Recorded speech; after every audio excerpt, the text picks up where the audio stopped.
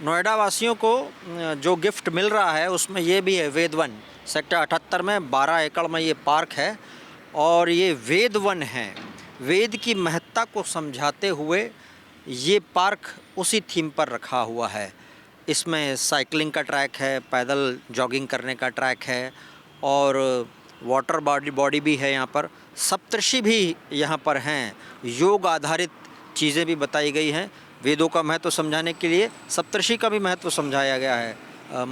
सप्तर्षि हमने सुना है, विश्वामित्र, अत्रि, गौतम, वशिष्ठ, जमदग्नि और भारद्वाज जी। ये जो सप्तर्षि हैं, हम देखते हैं ना तारामंडल में सप्तर्षि, उनकी क्या विशेषताएं हैं वो सारी यहाँ बताई गई हैं। ज़रा देखते हैं। ये वेदवन के अंदर का दृश्य है, बड़ा अच्छा दृश्य है। यहाँ पर वेद वाक्य भी लिखे हुए हैं। वेदों की महत्ता बताते हुए 4 वेदों के नाम लिखे हैं और उनके बारे में लिखा हुआ है।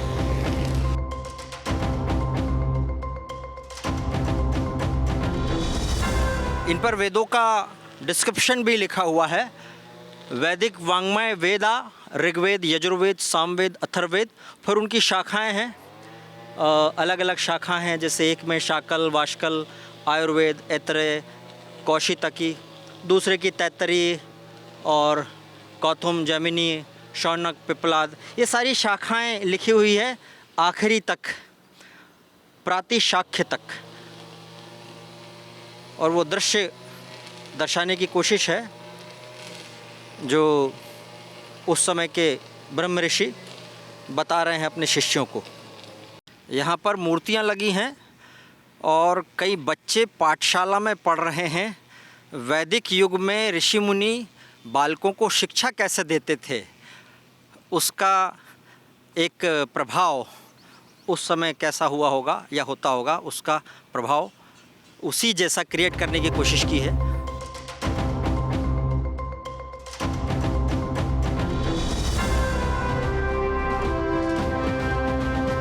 ये एम्फी थिएटर बनाया गया है यहाँ पे, लोगों के बैठने की व्यवस्था, और सामने मंच भी है और ये वाटर बॉडी है और ये एक स्ट्रक्चर बन रहा है।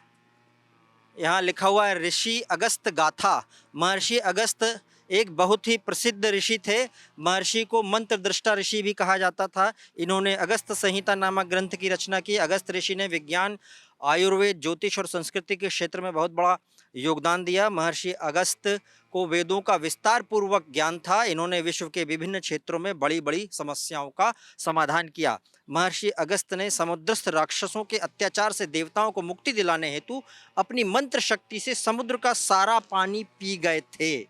ऋषि अगस्त ने विंध्याचल की पहाड़ी में से दक्षिण भारत पहुंचने का सरल मार्ग बनाया था।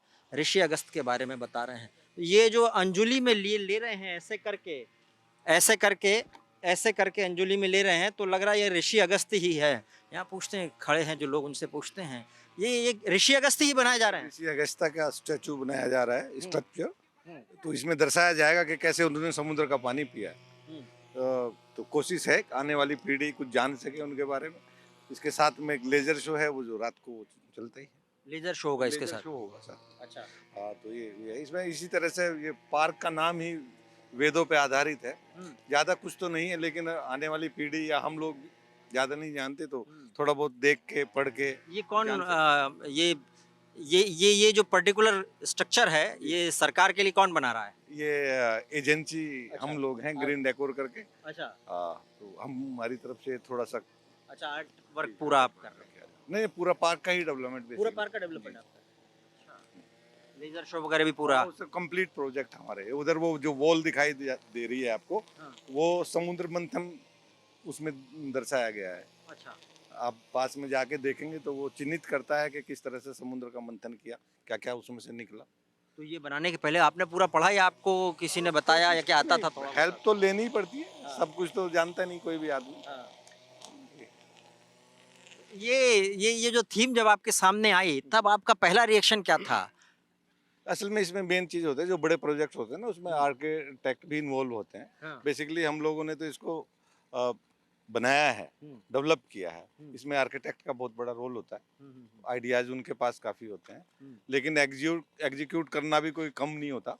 जिस तरह से सोचा गया है उसी तरह से हमने कोशिश की है कि इसको उसी लिहाज से एग्जीक्यूशन इसका किया जाए। एक बात नई पीढ़ी को ये बात समझाना, ये जो इस सरकार का बहुत बड़ा कदम है और सीएम योगी आदित्यनाथ जी का इस पर बड़ा जोर रहता है कि हमारा जो पारंपरिक ज्ञान है, और सिर्फ ज्ञान नहीं, ऐसे बहुत समय आते हैं, ऐसे बहुत सारे समय आते हैं जब हम किम कर्तव्य विमूढ़ हो जाते हैं, क्या करें क्या ना करें। तब हमको लगता है कि हमारी प्राचीन पुस्तकों में कुछ कुछ चीज़ें हैं जिसकी बदौलत या जिसका सहारा लेके हम किसी चीज़ का आंसर खोज सकते हैं। तो ये जो चीज़ है, ये चीज़ के बारे में आप क्या सोचते हैं? ये बहुत बड़ी बात है। मैं बहुत अच्छा इसको सोचता हूँ, क्योंकि हम अपनी जो हमारी मूलभूत चीज़ें थी या जिन जो ऋषि मुनि थे उनके बारे में बहुत कम, आज की पढ़ाई स्कूल्स में तो ये सब है नहीं, तो हम थोड़ा बहुत देख के पढ़ के ही समझ सकते हैं। और जो आज चीज़ें जो सैकड़ों सालों से दिखाया जा रहा है कि अमेरिका ने ये वैज्ञानिकों ने ये खोज कर ली, वो खोज हमारे ऋषि मुनि हजारों साल पहले कर चुके हैं। तो ये एक छोटा सा सरकार के सहयोग से प्रयास है, जिसका थोड़ा सा माध्यम हम भी हैं, कहीं ना कहीं इन्वॉल्व हुए हैं इसको बनाने में, दिखाने में।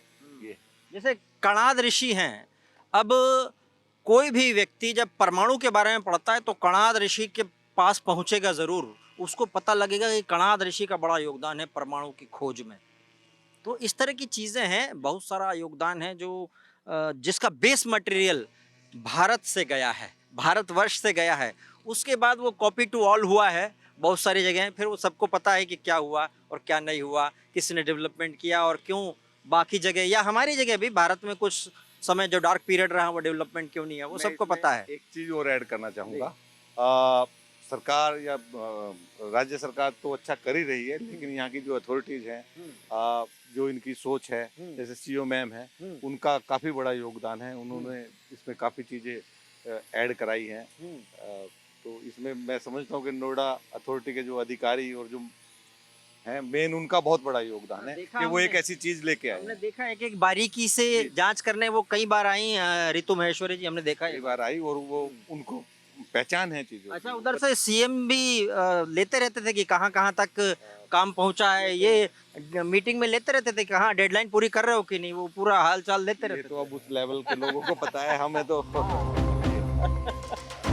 और भी दिखाते हैं आपको। इस वन में एक बहुत ही विलक्षण चीज़ भी देखी हमने, ये साइड से हमको दिखाई दे रहे हैं ऋषि अपना तप कर रहे हैं, तपस्या में लीन हैं।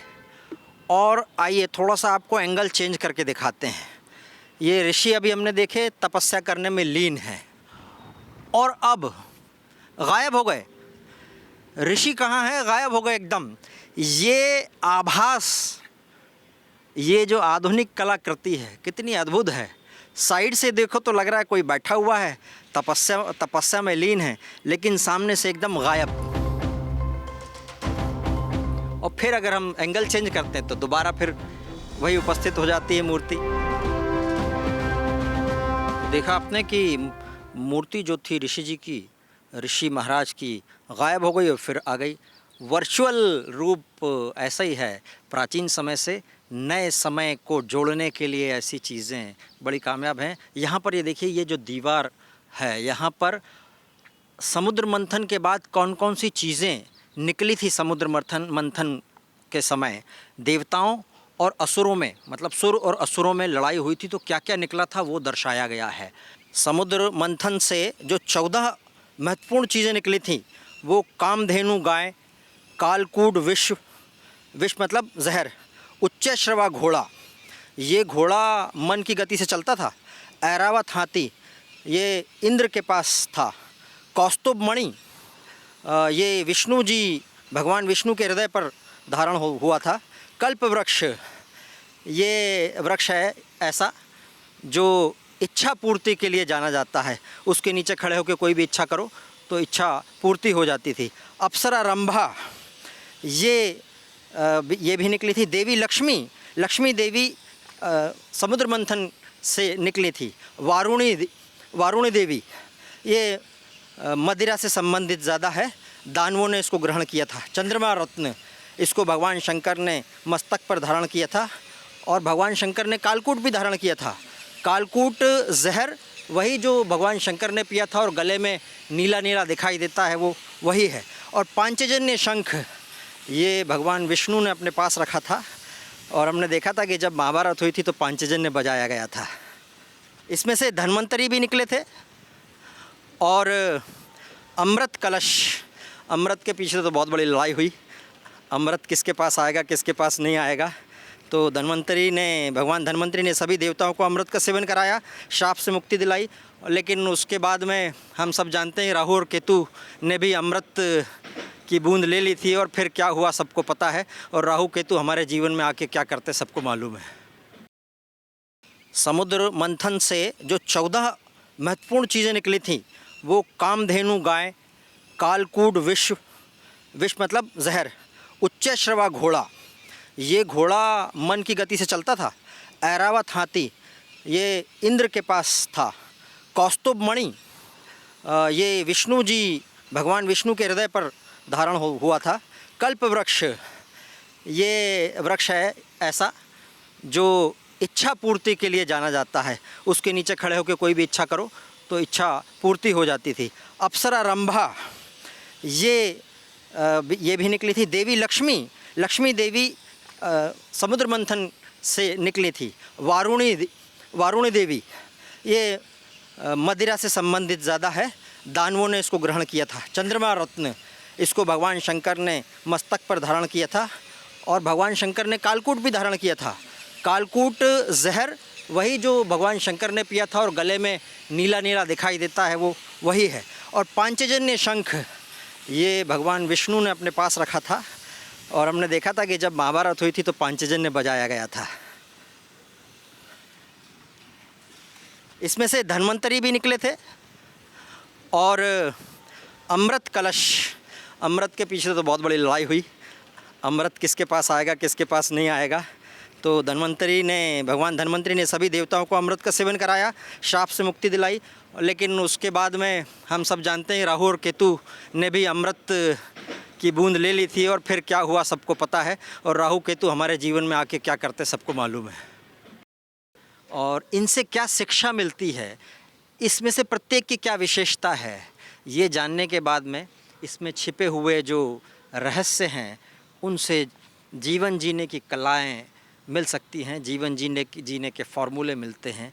और वेदों में तो फॉर्मूले है ही, एक बार अन्वेषण मतलब खोज करने की ज़रूरत है। जो खोजता है उसको मिल जाता है। जिन खोजा तिन पाइयाँ गहरे पानी पैठ। चलिए अभी चलते हैं।